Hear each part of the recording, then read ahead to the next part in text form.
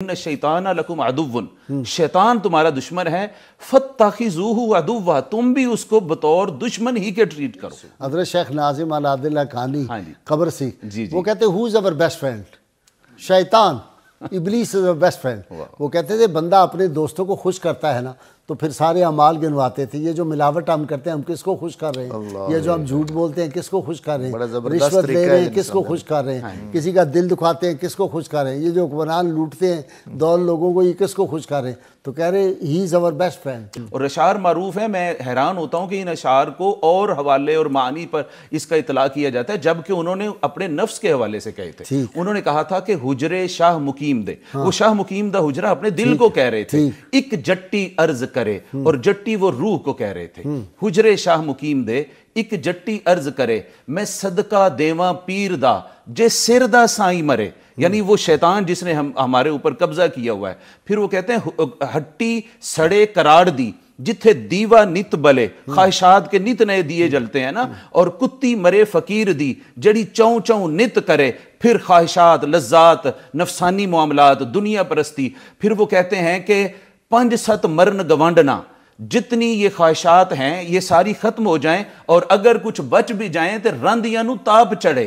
سنجیاں ہو جن گلیاں پھر وچ مرزا یار۔ نفس کی تطہیر کا اور نیت کی تطہیر کا اور اخلاص پیدا کرنے، اقبال بھی اسی مضمون کو لیتے ہیں۔ وہ کہتے ہیں تو بچا بچا کے نہ رکھی سے، تیرا آئینہ ہے وہ آئینہ کہ شکستہ ہو تو عزیز تر ہے نگاہ آئینہ ساز میں، اور میں جو سر بسجدہ ہوا کبھی تو زمین سے آنے لگی صدا، تیرا دل تو ہے صنم آشنا، تجھے کیا ملے گا نماز میں۔ آقا علیہ السلام نے ہمارے رویوں کی طرف اشارہ فرماتے ہوئے فرمایا، آقا علیہ السلام نے فرمایا نیت کی بات ہے کہ ایک شخص کسی عورت سے نکاح کرتا ہے، حق مہر مقرر ہوتا ہے، لیکن حق مہر مقرر کرتے ہوئے اس کے دل میں یہ ہوتا ہے کہ میں نے یہ ادا تو کرنا نہیں ہے۔ آقا علیہ السلام نے فرمایا ایسا شخص زانی ہے، زانی ہے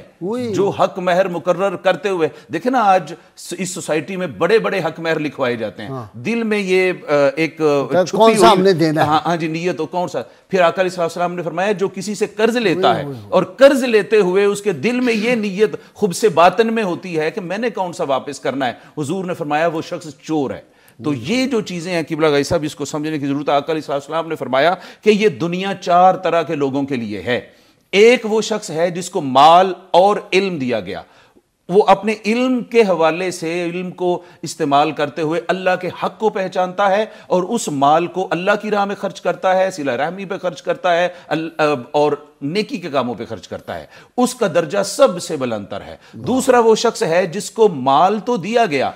علم دیا گیا مگر مال نہیں دیا گیا، وہ یہ سوچتا ہے اللہ کے حق کو پہچانتا ہے، علم کی وجہ سے علم روشنی ہے، لیکن اس کو مال نہیں دیا گیا، وہ یہ نیت رکھتا ہے کہ مولا کاش مجھے بھی مال ملتا نا اس شخص کی طرح، تو میں بھی بے دریغ تیری راہ میں لٹاتا، عزا و قارب پہ، مساکین پہ، محتاجوں پہ، غریبوں پہ، یتیماں پہ خرچ کرتا۔ تو اللہ آقا علیہ السلام نے فرمایا اس کے پاس مال تو نہیں تھا، صرف اس کے پاس حسن نیت تھی، تو اللہ رب العزت اس کو وہی اجر دے گا جو اوپر مال خرچ کرنے والے کو دیا ہے۔ جی اور جناب اس کا تتیمہ سر ایک 2 لائنیں ہیں۔ تیسرا آقا علیہ السلام نے فرمایا وہ شخص ہے کہ جس کو مال دیا گیا ہے اور علم نہیں دیا گیا، وہ شخص چونکہ اللہ کا حق نہیں جانتا تو وہ پھر غلط کاموں پر مال کو خرچ کرتا ہے، دنیا پرستی پر، عیش پر خرچ کرتا ہے، اور